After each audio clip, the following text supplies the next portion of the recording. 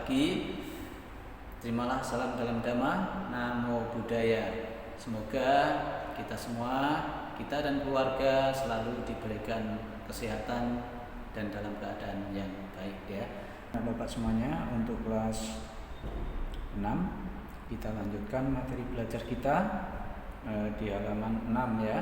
Kita akan belajar tentang peristiwa Pertapakutama digoda oleh Mara dan 10 bala tentaranya. Jadi anak-anak mister semua nanti akan mengetahui ya bagaimana peristiwa Pertapakutama digoda oleh Mara dan bala tentaranya.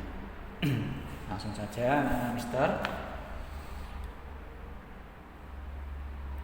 Pertapakutama meneruskan perjalanannya dan pada sore hari tiba di hutan Gaya ya.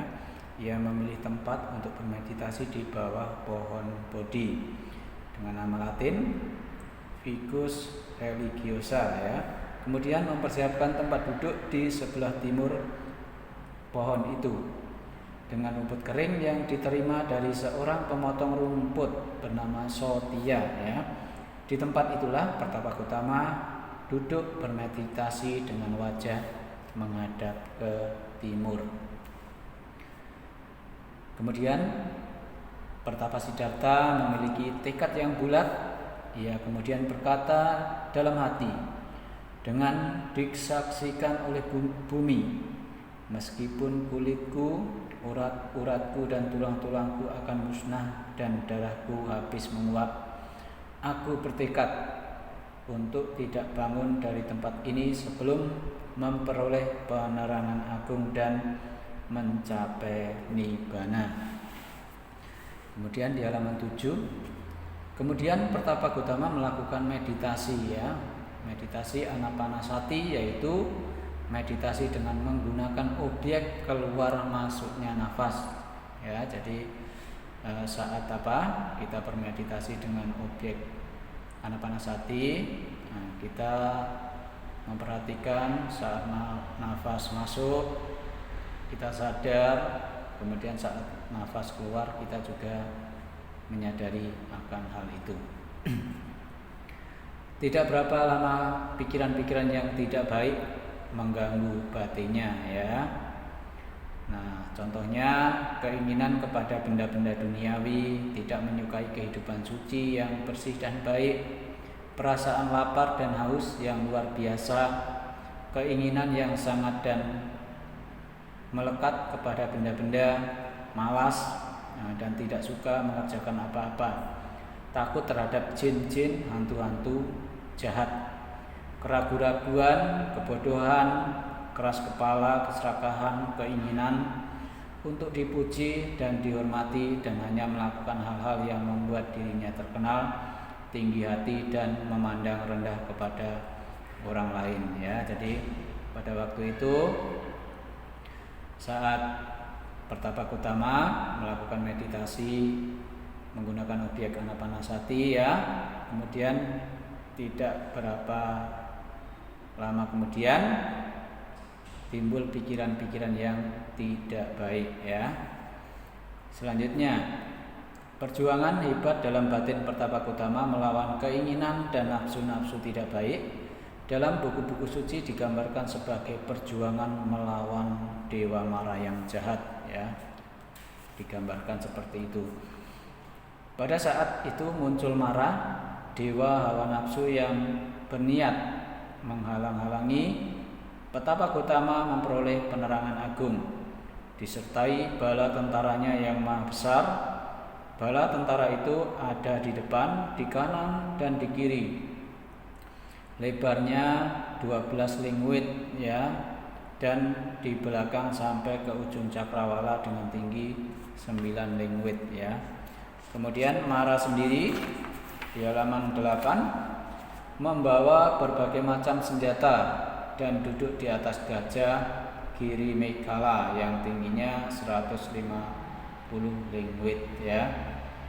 Melihat bala tentara yang sedemikian besar datang, semua dewa yang sedang berkumpul di sekeliling Pertapakutama seperti Mahabrahma, Saka, Raja Naga, Mahakala dan lain-lain buru-buru menyingkir dari tempat itu dan Pertapa Gotama ditinggal sendirian. Dengan hanya berlindung kepada 10 paramita yang sejak lama dilatihnya, semua usaha Mara untuk menakut-nakuti Pertapa Gotama dengan hujan besar disertai angin kencang dan halilintar yang berbunyi tak henti-hentinya, diikuti dengan pemandangan-pemandangan lain yang mengerikan, ternyata gagal semua. Dan akhirnya Mara menyapit dengan Cakawuda dan berubah menjadi payung yang dengan tenang bergantung dan mengelilingi kepala Pertapa Gotama. Bumi menjadi saksi bahwa Pertapa Gotama lulus dari semua percobaan-percobaan dan layak menjadi Buddha. Gajah Girimekhala berlutut di hadapan Pertapa Gotama. Mara menghilang dan lari bersama-sama dengan bala tentaranya. Para dewa yang menyingkir sewaktu Mara tiba dengan bala tentaranya itu datang kembali dan semuanya bersukacita dengan keberhasilan Pertapa Gotama.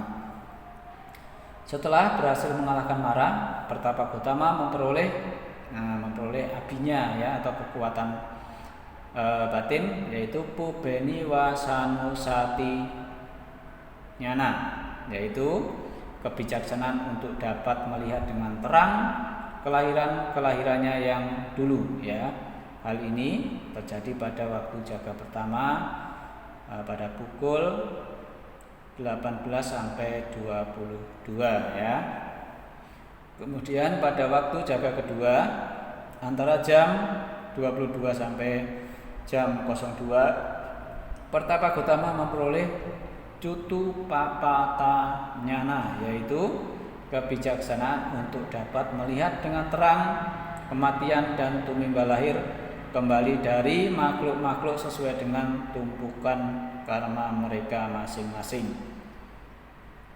Tumpukan karma yang berlainan inilah yang membuat suatu makhluk berbeda dari makhluk yang lain. Kemampuan ini juga dinamakan Dibacaku Nyana, yaitu kebijaksanaan dari mata dewa. Pada waktu jaga ketiga antara jam 2 sampai jam 4 pagi Pertapa Gotama memperoleh Asawakaya Nyana, yaitu kebijaksanaan yang dapat menyingkirkan secara menyeluruh semua asawa atau kekotoran batin yang halus sekali.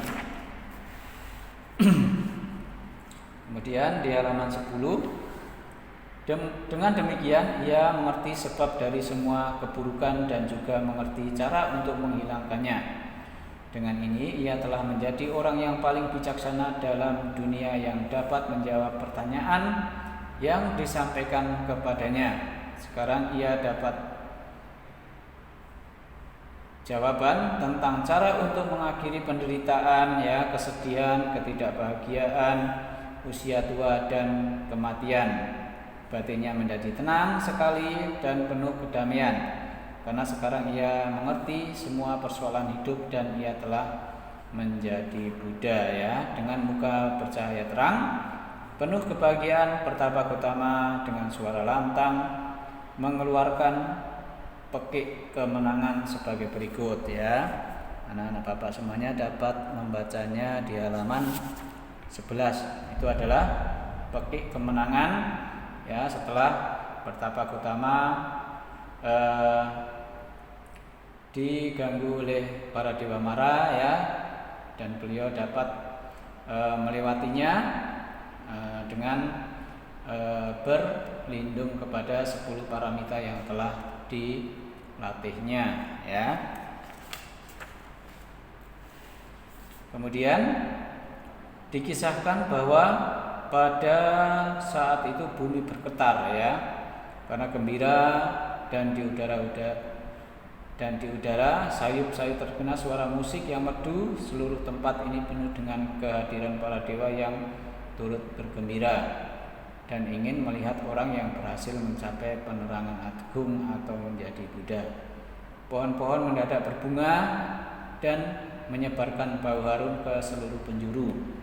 Binatang hutan yang biasanya saling bermusuhan ya, pada waktu itu dapat hidup berdampingan dengan damai.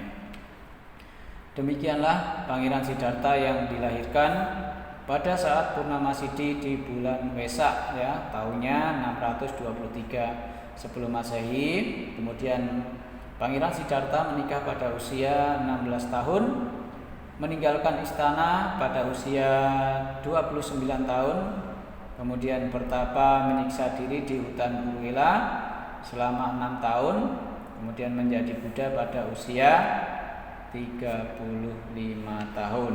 Nah, itu adalah peristiwa pertapa Gotama di Buddha oleh Mara dan 10 bala tentaranya ya. Jadi dengan tekad yang kuat ya, kita dapat meneladani ya tekad dari pertapa Gotama saat ingin menjadi Buddha ya. Begitu juga dengan kita ya. Jadi kalau kita bertekad dengan sungguh-sungguh sebagai seorang siswa, mempunyai tekad yang kuat ya untuk meraih cita-cita kita ya, maka pasti akan tercapai ya. Kemudian nanti anak-anak Bapak semua juga dapat membaca di rangkuman ya yang di dalam kolom halaman 12 sampai halaman 13. Oke, anak-anak Bapak semuanya, jadi itu yang dapat Bapak sampaikan pada kesempatan hari ini tentang peristiwa pertapa Gotama digoda oleh Mara dan 10 bala tentaranya ya. Terima kasih atas perhatiannya. Akhir kata dari Bapak, selamat pagi, Namo Buddhaya. Sampai jumpa pada pertemuan berikutnya.